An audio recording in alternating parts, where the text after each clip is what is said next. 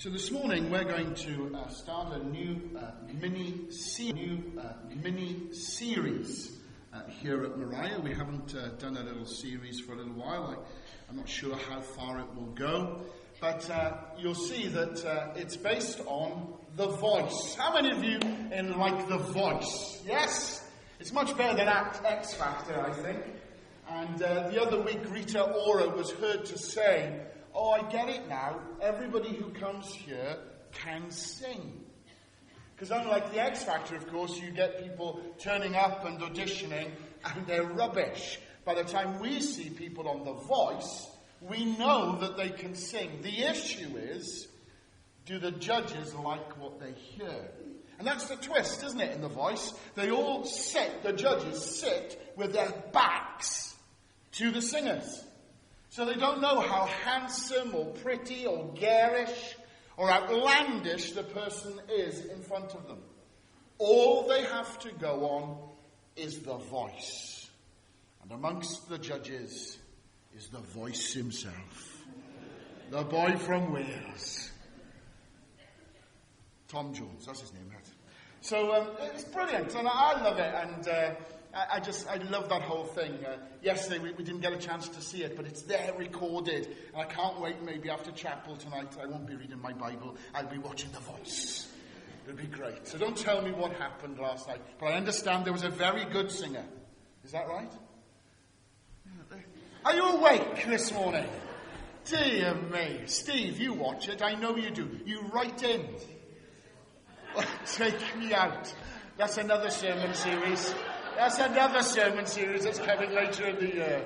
That's really good. Your mum's never watched that. You need to introduce her to it. It's interesting. Anyway, The Voice. And what we're going to look at is about hearing God's voice in a noisy life. Because I don't know about you, but for me, and I hear many other people saying it as well, it's easy to say, isn't it, or to at least feel that I just don't hear from God at times. That I go through life and I wonder, is God actually speaking to me? I guess there'll be others of you here who feel like that, because life is busy. Life is noisy, isn't it? You know, how often do we crave just some peace and quiet? Even those of us who are perhaps wired to be loud and boisterous. There are times when we just wish for a bit of peace and quiet. But life is hectic. Life is full pace. And sometimes we can end up thinking, we can rush into here on a Sunday morning. We're desperate to hear from God. But there's 1,000,001 things rushing through our heads.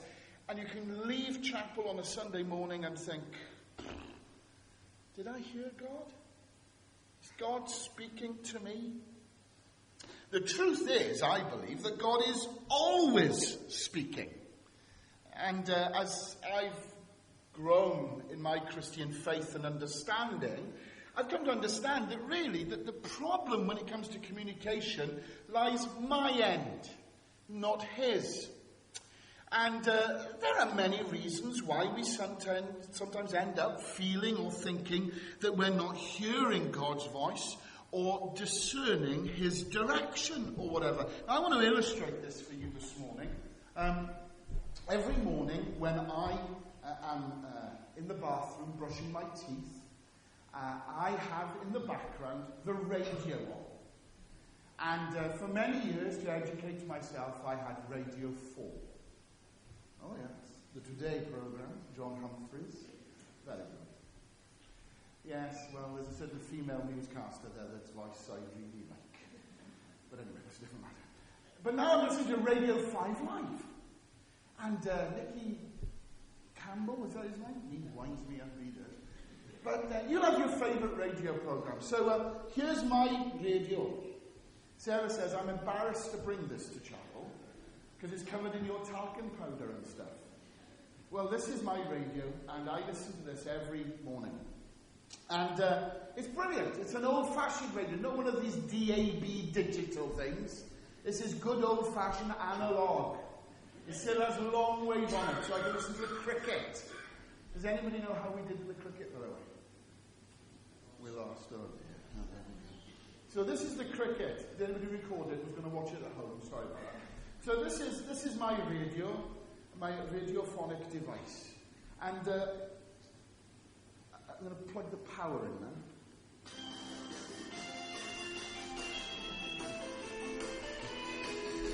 All right.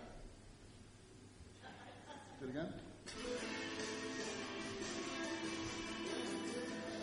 So what's going on there is this, all right? That radio station is playing now, isn't it? Did you get that? It's playing. But we're not hearing it. Why is that? Not plugged in. No power. It's a rubbish song, isn't it? So it's still playing. That song is still playing. Radio 2 is still playing that rubbish. And it's still going. But we've got to put the power on to listen to us. Oh. Recognize that in life?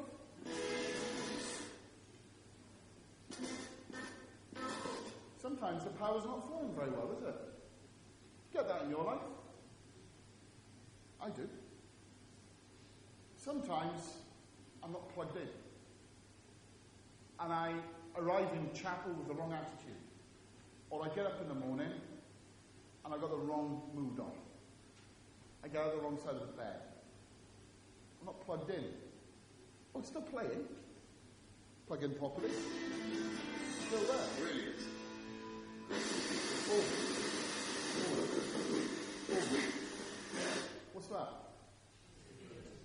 Interference. Static. You get interference in your life. Some of you are so holy, it's unbelievable. Wayne, I'm looking at you. Interference, it comes. It comes to all of us, and it doesn't matter, you can be plugged in.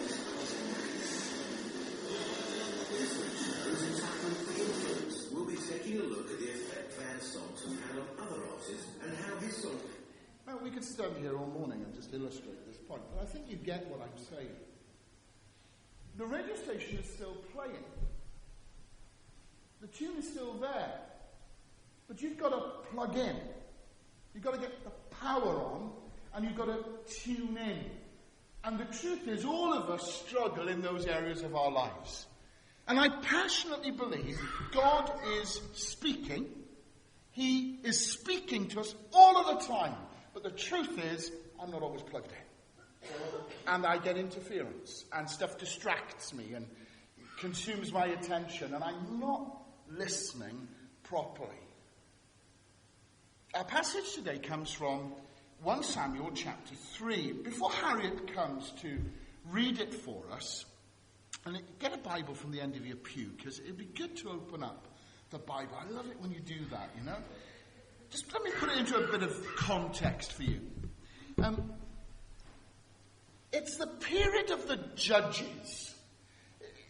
If you want to read some blood and guts stuff to your kids, okay? Read the book of Judges. It's brilliant. Boys love the book of Judges. I did when I was in Sunday school.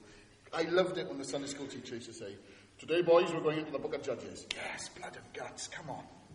It's an amazing book.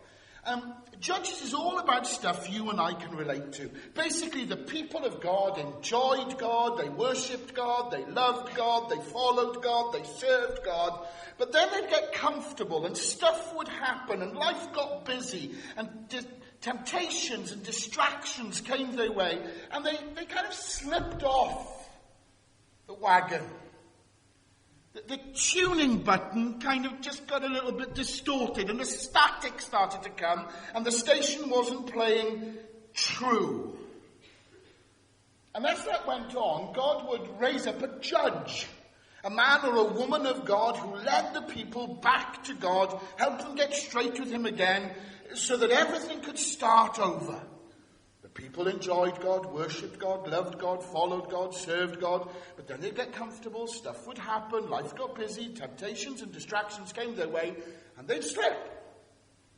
And the static would come and they felt they weren't tuned in. So God would raise up a judge and the judge would come and help them get back to God. And the people would enjoy God and worship God and love God and follow God and serve God. And then they'd get comfortable and then distractions.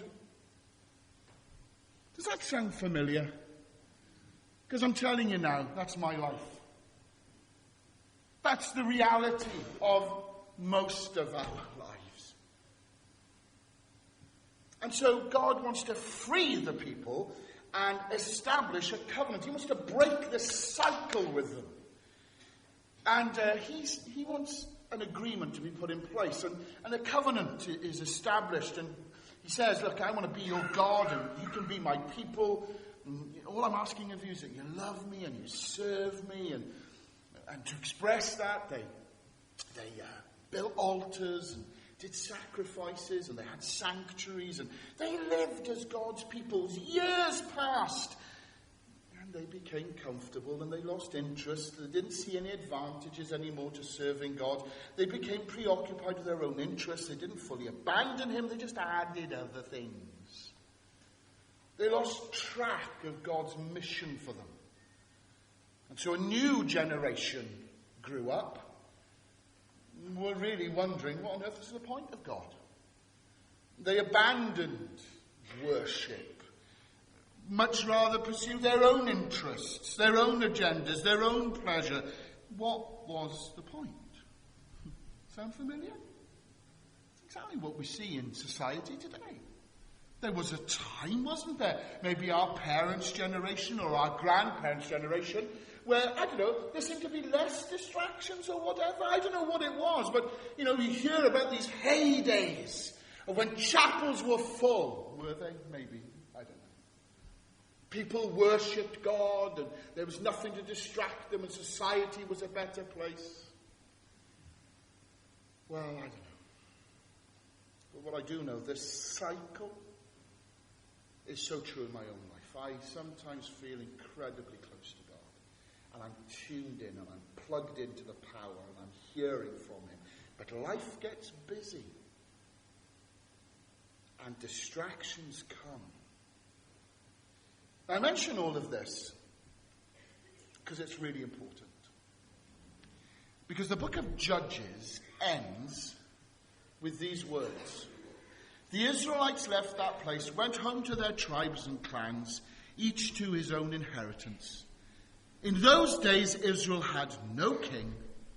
Everyone did as they saw fit.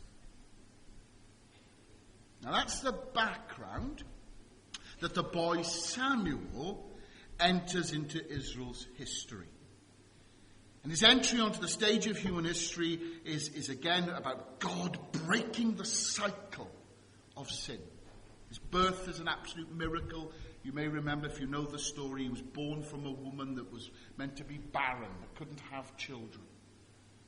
How many times do we see that in the Bible? How many times have we seen it in our own lives? God does his best work in impossible situations. Oh, I love it.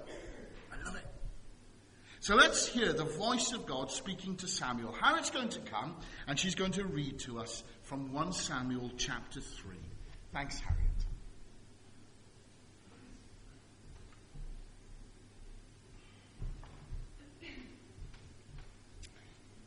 The Lord called Samuel. The boy Samuel ministered before the Lord under Eli. In those days, the word of the Lord was rare. There were not many visions. One night, Eli, whose eyes were becoming so weak that he could barely see, was lying down in his usual place. The lamp of God had not yet gone out, and Samuel was lying down in the temple of the Lord, where the ark of God was. Then the Lord called Samuel. Samuel answered, "Here I am." And he ran to Eli and said, "Here I am, you called me." But Eli said, "I did not call. Go back and lie down." So he went and lay down. Again the Lord called, "Samuel." And Samuel got up and went to Eli and said, "Here I am, you called me." "My son," Eli said, "I did not call. Go back and lie down." Now Samuel did not yet know the Lord. The word of the Lord had not yet been revealed to him. The Lord called Samuel a third time, and Samuel got up and went to Eli and said, "Here I am. You called me." Then Eli realized that the Lord was calling the boy. So Eli told Samuel, "Go and lie down, and if he calls you, say, 'Speak, Lord, for your servant is listening.'" So Samuel went and lay down in his place. The Lord came and stood there, calling as at the other times, "Samuel, Samuel." Then Samuel said, "Speak, for your servant is listening." And the Lord said to Samuel, "See, I am about to do something in Israel that will make the ears of everyone who hears it tingle. At that time I will carry out against Eli everything I spoke against his family, from beginning to end. For I told him that I would judge his family forever because of the sin he knew about. His sons made themselves contemptible, and he failed to restrain them. Therefore I swore to the house of Eli, the guilt of Eli's house will never be atoned for by sacrifice or offering." Samuel lay down until morning, and then opened the doors of the house of the Lord. He was afraid to tell Eli the vision, but Eli called him and said, "Samuel, my son." Samuel answered, "Here I am." "What was it he said to you?" Eli asked. "Do not hide it from me. May God deal with you, be it ever so severely. If you hide anything from me, he told you." So Samuel told him everything, hiding nothing from him. Then Eli said, "He is the Lord. Let him do what is good in his eyes." The Lord was with Samuel as he grew up, and he let none of his words fall to the ground. And all Israel from Dan to Beersheba recognized that Samuel was tested as a prophet of the Lord. The Lord continued to appear at Shiloh, and there he revealed himself to Samuel through his word. And Samuel's word came to all Israel. Thanks ever so much, Harriet. In the time we've got left this morning, as we start to explore this whole issue of how do we hear God speak to us when life is so noisy, so busy, I want to share three things with you in the time that we've got left. If we're going to hear God's voice, I think we've got to learn who God is. So many things, so many people clamour for our attention today, don't they? So many people want our allegiance. So many charities get in touch with us through our letterboxes, through our emails, even text. They maybe have seen that we've donated once before, and now they suddenly want us to donate regularly. So many advertisers know that if they can get our attention, then when we go to replace our car, we might consider their car, their washing powder, their shower gel, their sportswear. Again and again, people clamour for our attention. So if we are going to hear from God, we have to learn who God is. Because there's a very real danger, isn't there, that we might hear something and think it's God, but actually discover that actually it's not God. The more we understand who God is, the more we can discern if he is the one speaking to us. If you study God's word, the Bible, that I honestly believe is the best way to get to know him and understand what he's like. That's why we as a church focus so much upon the Bible. We often say that we are a Bible-based church. Christ-centered, but Bible-based. If we want to get to know God, we've got to open the Bible. When I worked for the Baptist Union, Sarah had an uncanny ability to predict when I was going to arrive home. I would often say to her, "You treat me like a king." It's all changed now, we've moved to Risca. But she would treat me like a king, because as soon as I would arrive through the door, there would be my slippers, my jogging bottoms, my baggy t-shirt. There would be a nice cup of tea, coffee, or perhaps something else. She prepared for my arrival, and she seemed to know exactly when I would arrive. We've talked about it many times. But it was that she knew me. She knew where I'd been that week. She knew the kind of meetings I'd been in. She knew what time it was, the weather conditions, how fast I drive. It comes from years of experience of understanding me and of being finely tuned into the sound of that old red car I had as it came over the hill into Llanerville. And she could hear me reversing into the drive. Knowing who God is helps us understand how he operates. Did you get me? If you understand your spouse, do you find this? Sometimes you will even complete their sentences for them. You know what they're thinking. You can be in a crowded room. How often have I been at social events and I've thought to myself, I really want to go home. It's never been in Mariah, all right? But I've looked across the room and Sarah's just gone, You can do that because you know each other. And some of us here, we struggle to hear from God, but I wonder, how well do you know him? Or is this all about a kind of head knowledge thing? Is this all about a doing thing? Is this all about your religiousness? Or do you actually have an intimate relationship with God? Did you know what makes him tick? Do you know what puts a smile on his face? Do you understand the way he operates? How well do you know him? Knowing who God is helps us understand his will, his desires, his direction, and we get to know him brilliantly through the Bible.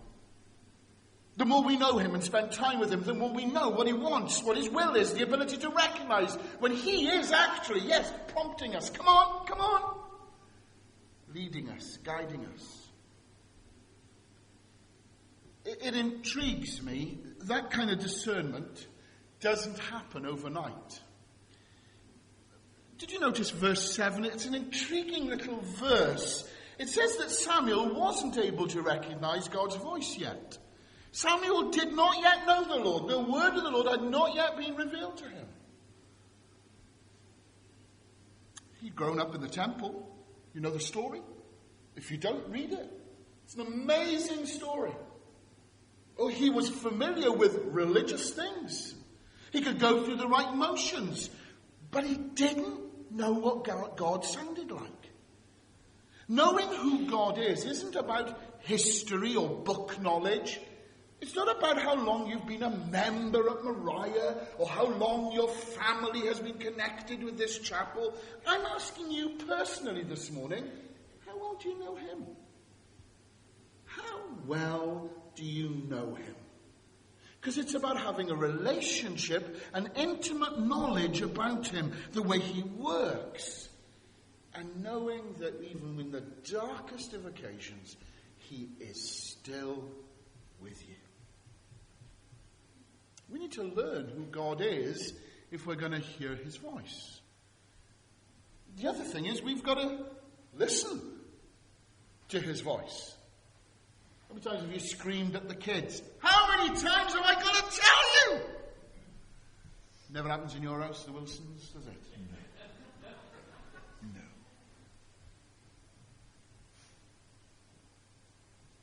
Verse 10.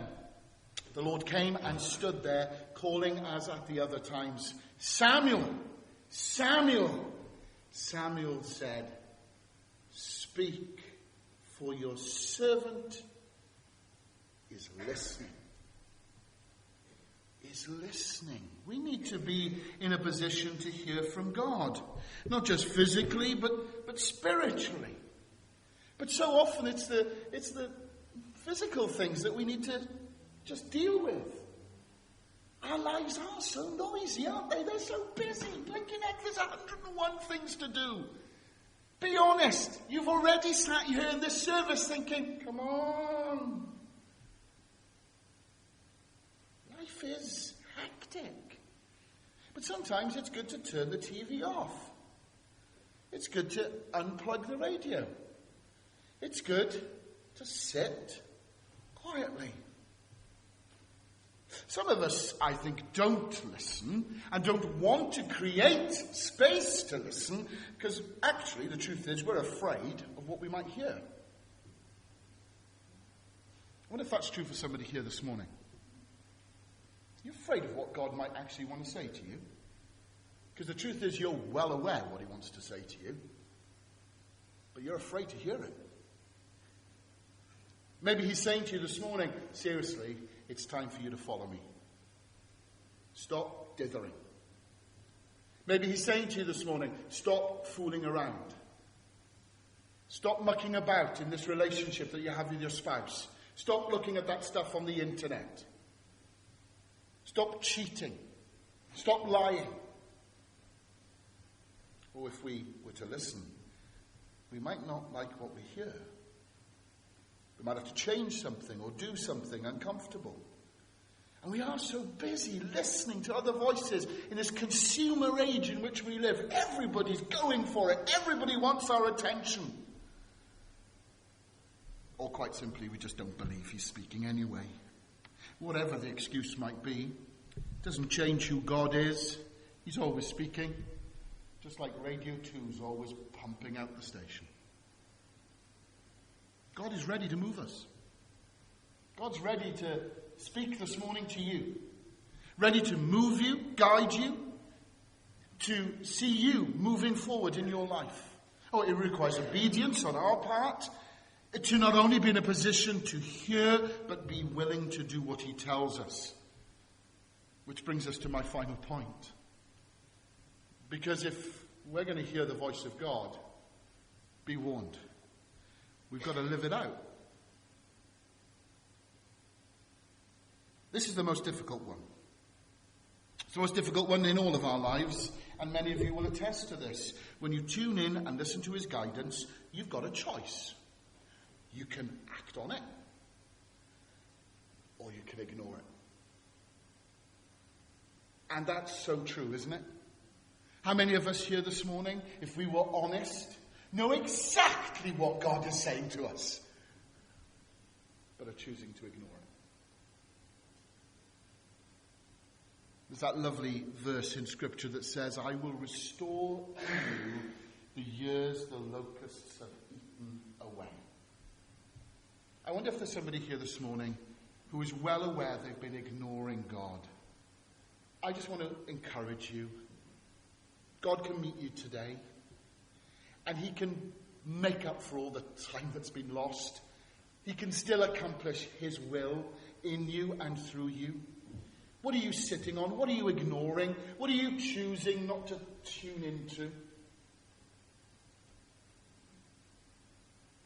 I don't think this passage is just about Samuel not listening either. I think it's about Eli not listening. God spoke to Samuel in order for him to speak to Eli.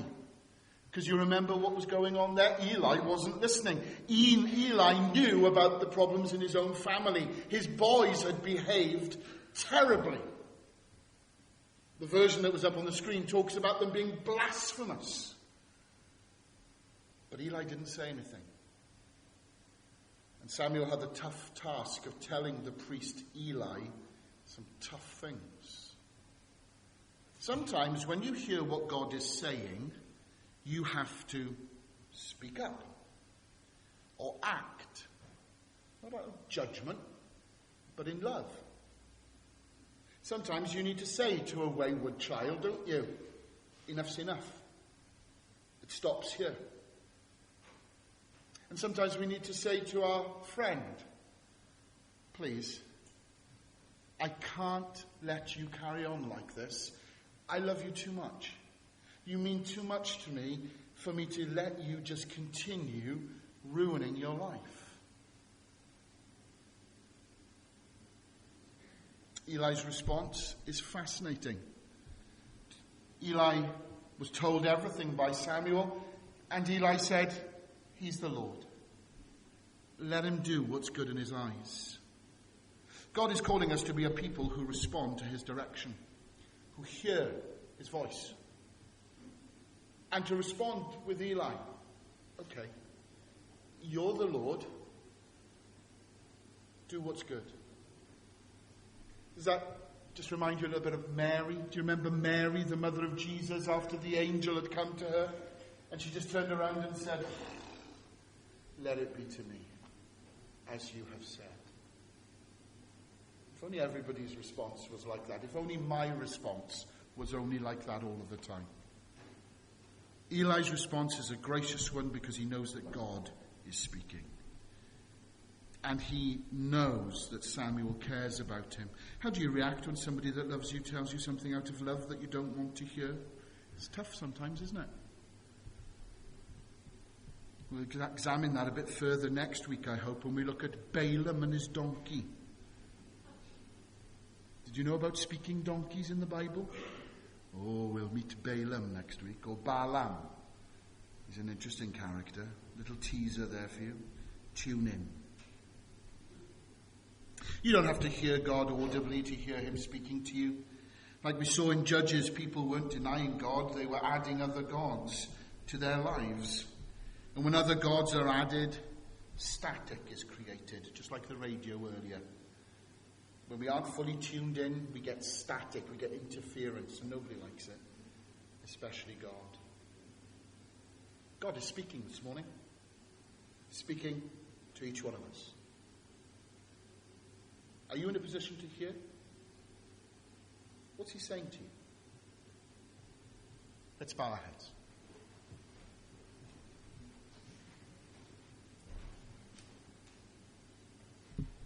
Just going to take a moment in quietness. Maybe you know exactly what God is saying to you this morning, and you just need a moment to sort that out with him. In the stillness and the quietness, would you respond just like the boy Samuel? "Speak, Lord. Your servant is listening."